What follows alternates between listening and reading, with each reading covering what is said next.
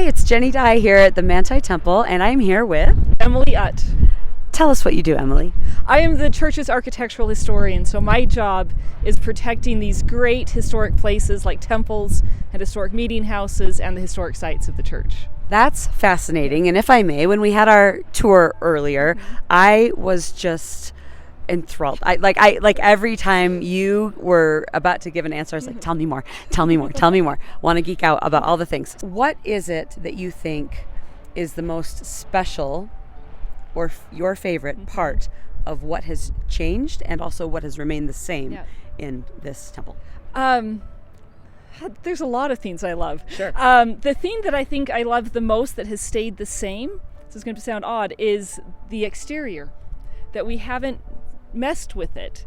I love that we have made the exterior safer, that we've waterproofed it. It was actually really cool as we were digging that we dug down to the bottom of the footings. Okay. And then waterproofed it. It was really cool to see the original foundation and to be able to touch those stones and just kind of, and a couple spots see the chisel marks even of those original people that had built the temple. It was cool to have that kind of personal connection standing in the bottom of a very deep hole. Sure. Looking up at the building. The other thing I love that stayed the same is everything else. I love that we haven't changed the interior. You walk in and it feels like it did before the renovation, but it also feels like it did in the 1880s, that the murals are here, the spiral staircases are here. There's just enough creak in the floor to make you feel like you're in an old building, but we've taken out all the little nicks and scratches and bumps and all of those things. But to say to the general community, we've got the open house coming up. It's not a long run of an open house. It's March 14th through April 5th, right before conference. And Manti is not really a huge city. Why should people make the drive specifically to tour this temple? Yeah. So I'd almost say come back when it's open for ordinances and spend the time doing the work that it's meant to do. I would say come to this temple for the open house to connect with your ancestors a little bit, to connect a little bit with our pioneer story. But the open house is short on purpose because we didn't do very much.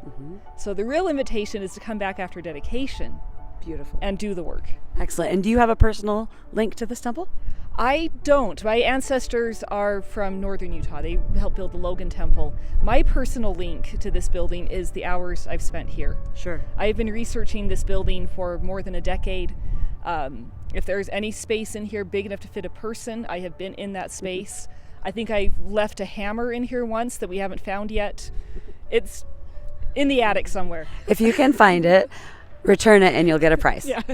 So for me, the personal connection to this temple is the part that I feel like I'm continuing that legacy, that I know so many of the names of those original builders, and the little bit of blood, sweat, and tears that I've given it is maybe the next chapter in its story as well. Sure. What are a few just of your final thoughts that you want people to know about this temple? One of my favorite spaces that the architect was really great at when he was designing it is he put the baptismal font directly under the ceiling room where Work for the Dead takes place. So I want people to think about that connection. The way that ordinances bind us first to God and then bind us to each other. And I love that in this building they are literally stacked on top of each other. So I would tell people, come back and find those connections, find those things where you get to see Christ and you get to see Zion and the glory of this beautiful place we live in.